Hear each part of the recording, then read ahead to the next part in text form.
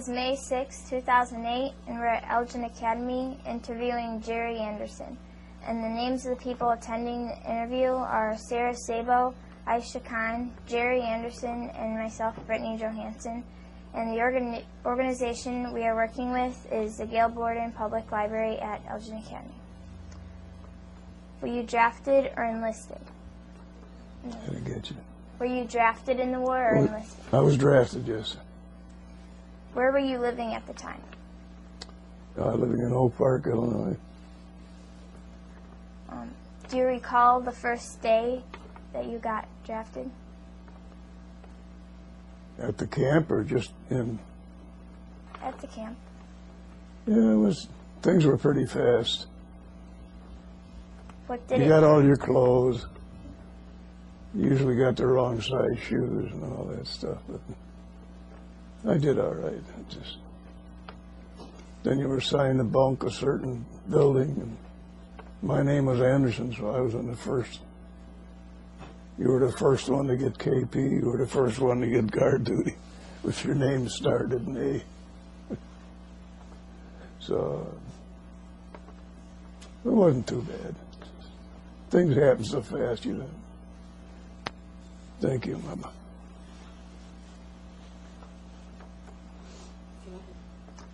What did it feel like? What did it feel like? Yeah. Being in the Army? Yeah, not too bad. We're all in the same boat, all the guys, so it's just, you had to do what they said. That's the way I was brought up anyway.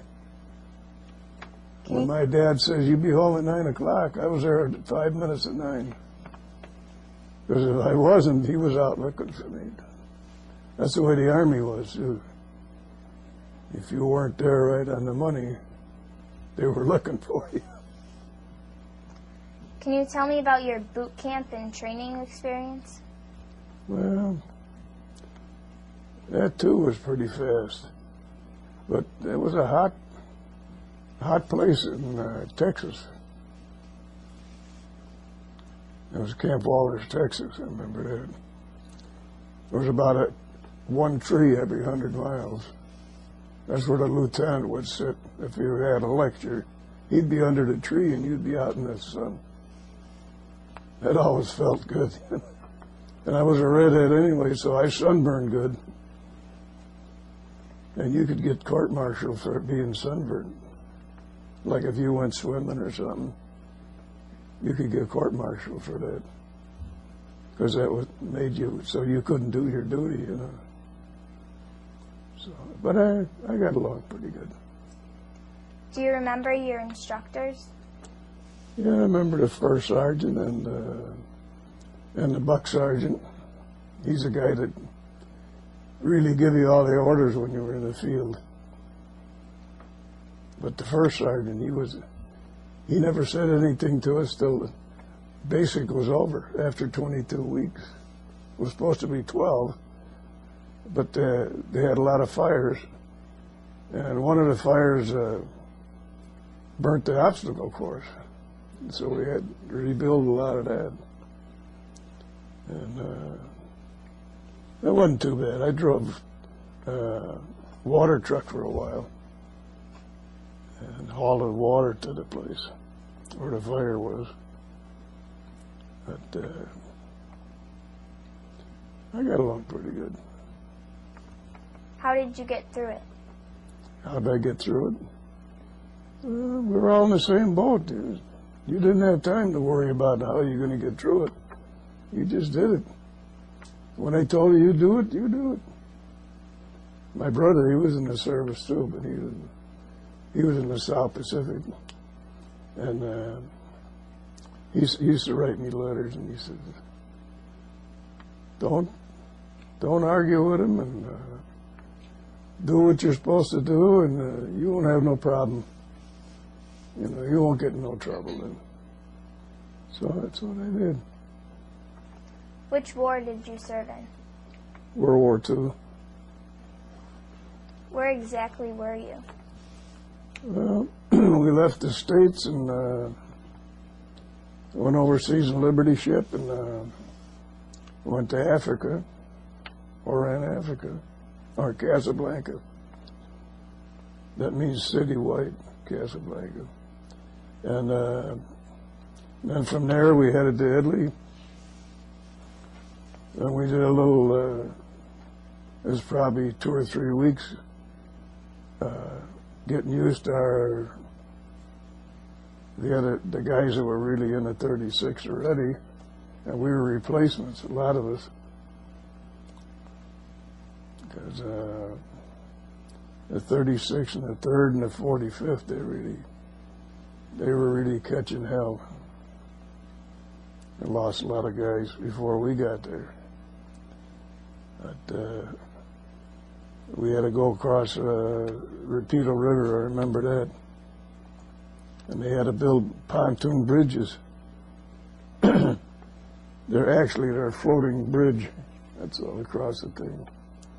But you couldn't use trucks or nothing. They had to use mules to go through, to haul the ammo and stuff. A lot of ammo up there.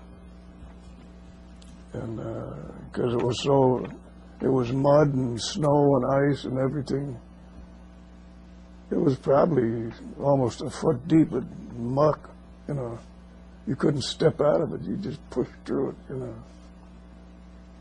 Yeah, that was rough. That was probably the roughest time.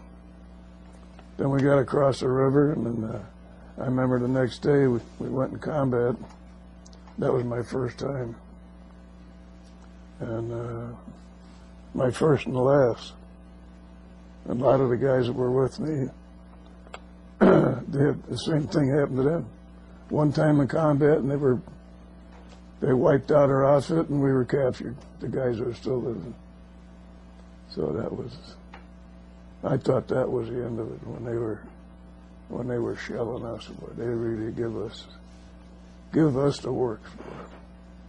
All they had to do was look down, like on the mountain a little bit. We were near Mount Casino. And they could look down, even before they got to Mount Casino, they could look down on us all the time. They knew exactly where we were at. So they were pretty smart, the Germans. They weren't dumb. What was your job? What? What was your job in the service? My job? I was an ammo carrier for a 30 caliber machine gun. Were there many casualties in your unit? Oh yeah, a lot of. Right away, my 2 buddies got it. The minute the combat started, they want to get the machine guns out of the way, and mortars. I don't know if you know what a mortar is. That's the one where the big tube, and you drop the shell in the tube, and it fires, and you aim it where you want it to go. They usually want to get them out of the way. Well, they got them 2 guys and the machine gun. So I remember I moved back. We were on the edge of a road, so we could just see over the road, you know. And then all hell broke loose. I remember that. They threw everything. They even had artillery going at us, and they had mortars, and they had a Streaming Mimi, the Germans had it. It fired 6 rounds, one right after the other, so they could just plant them like that. That was bad stuff. So a lot of my buddies got killed on that. I got hit in the leg and I got hit in the foot, but I didn't know I got hurt until the combat ended. And I remember here come the American Jeep on the road. We were looking over. This guy he was either a lieutenant or a colonel. He was in the back seat of the Jeep. And they had a big swastika on the side, you know. They captured the Jeep. And he had a driver and everything. He was all dressed up. Looked like he was going to a parade, you know. But he talked American just like we do. He says, all you guys take off your helmets. He said, lay your weapons down, don't touch them. And if you can walk, you get behind the Jeep and follow me, because in probably 20 minutes or half an hour, all hell's going to break loose again. He says, we're going to start firing again, and your outfit's going to start firing again. There's going to be everything blowing up around here. And he says, I don't want to be here. He says, myself. So he says, just follow me, and we're going to go back. We're heading right for Rome. So some of us got on trucks. And I got on, and I was lucky I got on one of them because I couldn't walk. And we got in Rome. There was a little, it wasn't really a hospital, like it was more like a tent hospital. And they laid you on the cart, and I figured, oh, they're going to cut me up and feed me to the hogs or something, you know. I didn't know what they were going to do. I was old age of 19 then. So, but anyway, this doctor, another one, he said, I really grew up in the States. He said, I got all my doctor stuff there. He said, I come back for a visit, and the war broke out, and they put me in the Army.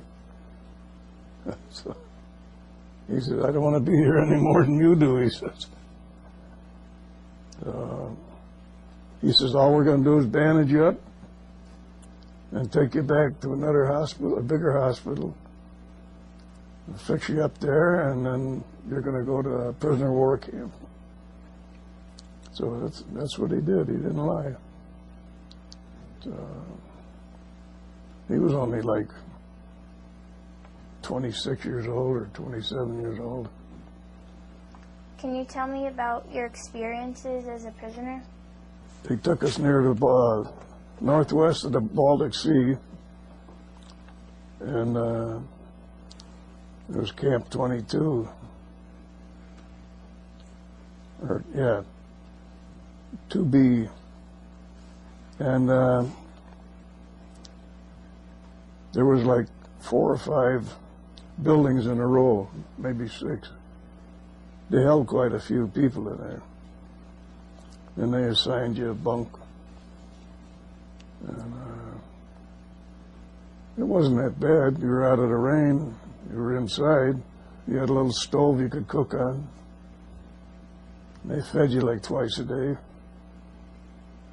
A lot of potatoes. Good thing I like potatoes. I was a pretty good eater anyway.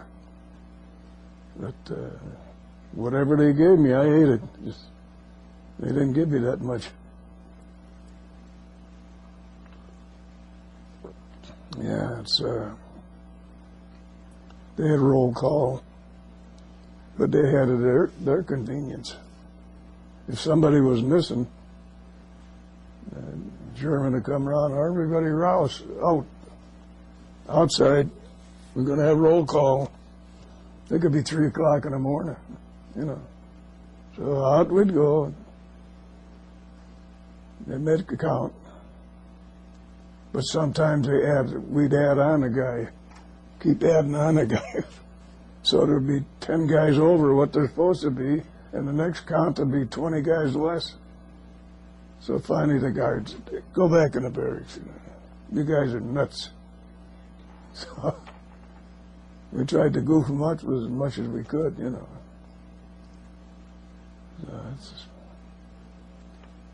And it was, they had a dispensary there. I remember once I got, I don't know what the heck they called it now. It was like the flu. And you got real weak. I don't know what they called it. I told you what that was. Oh, the grip. Yeah, they called it the grip in them days. You get real weak, you know. You don't get that sick, but you just... I could hardly walk. They had 2 guys that had to help me to that dispensary. And I was in there like a week. But it wasn't... I got over that. I was lucky.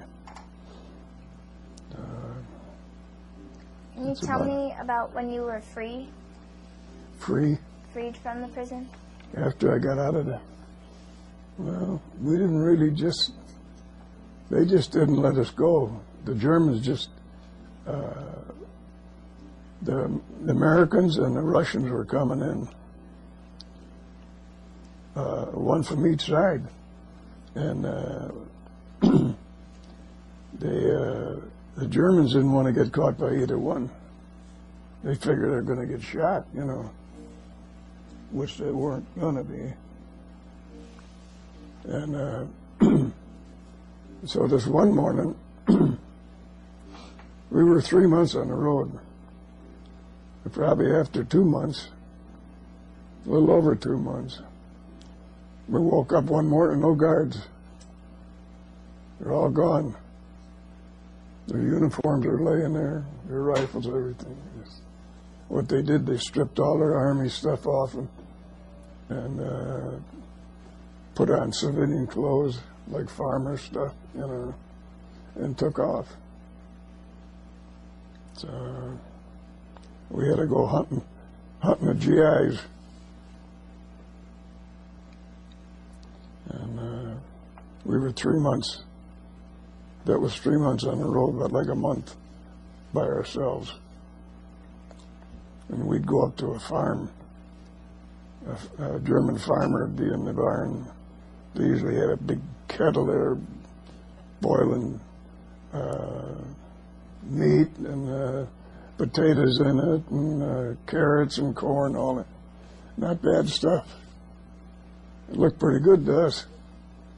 So we tell the crowd, hey, go take a walk because we don't want to hurt you. All we want is the food. Okay, you take off. Were you awarded any medals? Yeah, I got 2 Bronze Stars. I was in one battle, but I get credit for 2 because if you're with the outfit and they're in a battle, you still get credit for that. So I was really in one. But what was the other part you said? Oh, the medals? Yeah. Oh, yeah. I got Purple Heart because I was hit in the leg and the foot. How did you stay in touch with your family? Oh, you could write letters. 1 letter a month, I think, and a couple of postcards in a month. I remember the first card, when you first got taken prisoner, they had filled out a postcard that you were a prisoner of war, and they mailed it to your house. So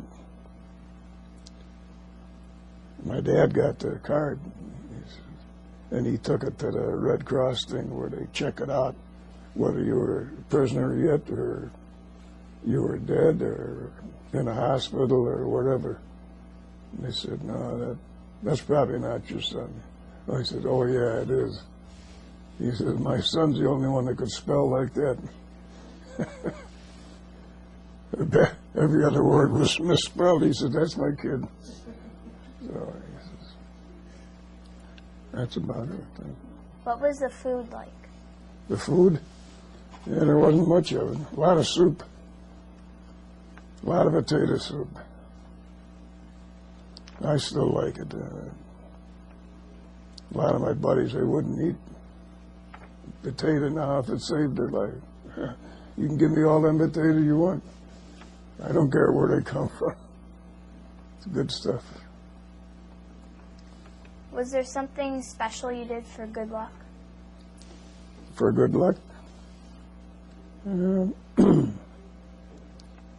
used to have, I had a couple of rings the guys made in the prison camp. He carved it out of, these were jewelers, these guys, and they carved, like out of a nickel, they'd cut a hole in it and to save the date around the edge. It was like a ring and you could put it on, And a couple of another one the guy had, he was a Canadian guy. So he made a Canadian oak leaf on the ring, made a ring out of it.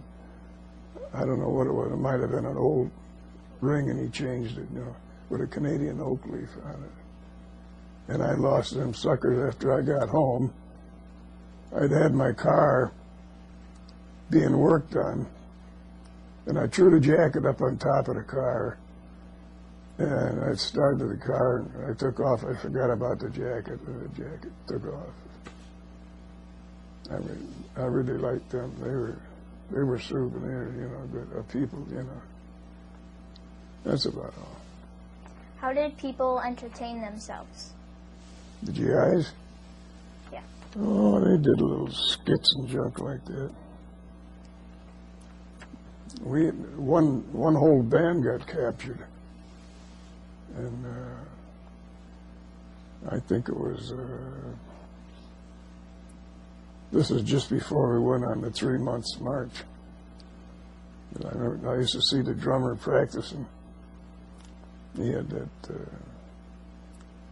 The Germans gave him the thing, let him. They got the instruments for him, and let him, you know, play the thing. Some of the Germans were pretty good. You know, they weren't mean, but then you had some mean guys too. That's about it. What did you do when you were on leave? On leave? Yeah. You mean before I was prisoner? Yes. Oh, go to Boomtown in Texas. That was a town by itself, in the camp, really. But they had 3.2 beer. You get drunk on that, too. And then be straight beer. 3.2 was supposed to be pretty mild, you know. But we used to go there and drink a little bit of that. I never drank that much. That's all. Do you remember if you pulled any pranks on people? Pranks? Mm-hmm. No, not me, but I know other guys. This one guy, German, he had a wooden leg, and he used to put his leg up on the handlebar and then ride with, pump with one leg. Somebody stole his bike one day. Every time something happened, he always come out with the 38. And, or the Luger, I should say, German Luger. It was a big pistol. And right away, something happened. All right, outside, we're going to have a roll call. And finally, some guy whistled, and a couple of barracks down. Oh, here's your bike. They thought they were going to shoot a couple of them, so they brought the bike back. The same way with a dog. Some colonel came there in a car. It was a 36 Ford, I remember that, from Switzerland. And I used to come by. Oh, maybe, I think they came twice for us. And they'd give us extra blankets, extra food. So when Switzerland see how much food we got and how the blankets were, then the minute they were gone, off come the blankets, away went the food. That's the way it was. We got barely enough to get by, so we got Red Cross parcels too. That was lucky. Our camp we used to get a parcel a week. You had 5 packs of cigarettes in it, you had sugar in it, you had chocolate in it, you had coffee in it, tea in it, crackers, all that stuff. It was good. And cigarettes were worth money. We had a couple of guys that bought their way out of the camp with cigarettes. They gave them so many 100 packs of cigarettes to the guard. He let them go. But where we were at, there was nothing there but one railroad track coming in to the camp. It was probably a half a mile from the camp. We'd stop there and unload. We'd have to go down there, and bring the supplies in, you know. So. Do you have any photographs? Yeah, I got. Where'd they put them? They're on the table over there. Yeah. That's when I was a kid. 19. Old man. You get old right away in combat. Some of them are like 21, 26. They were old men already. Did you keep a personal diary? Did I keep a diary? No. It's up here. You never forget that thing. Do you recall the day you ended your service? Oh, it was November the 2nd, 1945. What did you do after you were in the war? After the war? I had a lot of different jobs. Truck driving, cab driving, hauling lumber, hauling coal for the lumber yard. I always worked. I always got a job. You got to want to work, you know. You can't sit on your rear end and say, hey, I wish I had a job, you know. You got to go out and get it. Did you make any close friends while in the war? Well, not really real close, no. I didn't get to know them too much. Like I say, that was the first combat I was in. It was the last one I was in. A lot of us were that way. So, one of my guys, he just passed away, old Max. I met him at the POW reunion thing. And he was sitting there, and my wife says, you ought to go and talk to that guy. He looks like pretty grumpy. He needs somebody to give him a kick or something. So I asked him, hey, what's your name? Hey, Max. And I said, yeah, I'm Jerry. What outfit were you in? I said, 36. Yeah, me too. I said, I was in 143rd E Company. He says, I was in 143rd F Company. So he was right beside me. I says, how long were you in the combat? One time. So he had the same thing happen to him, a lot of other guys. The first time in combat, they got wiped out. Where my buddy, we grew up together. He was 47 days on the front. He got shot up and everything else. He got caught by the Russians. They gave him all Russian clothes. He made it. That's about it. Did you join any veterans organizations? Yeah. The VFW I did for a while. Did your military experience influence your thinking about the war and military in general? Do I still think of it? Well, did it influence your thinking of it? Did it influence me? Yeah. Yeah, it influenced you, all right.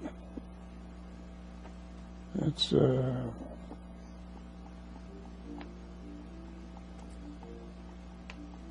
can appreciate the USA. The first time I saw the Statue of Liberty when I come back, it really looked good.